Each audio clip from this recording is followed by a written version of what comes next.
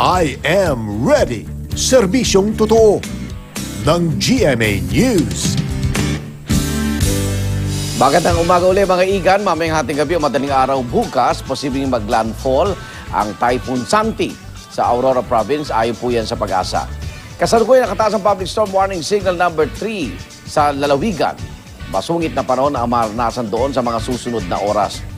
Base po sa storm track ng Pag-asa at Weather Central, bukod sa Aurora, maaaring tawid din ng bagyo at direktang maapektuhan ng mga probinsya ng Quirino, Nueva Vizcaya, Nueva Ecija at Pangasinan. Kung magagawa ng naturang bagyo ang predicted path nito, halos hindi ito may iba sa dinaanan ng magkasunod na Typhoon Pedring at Typhoon Kiel noong taong 2011.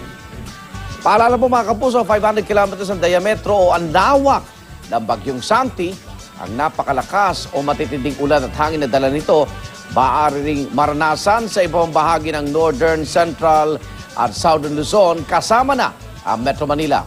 Sa sandaling mag-ibang direksyon ng naturang bagyo, at kahit konting pagbabago pa sa direksyon nito ay maaaring magresulta para maiba ang mga probinsyang posible na maapektuhan ni Santi.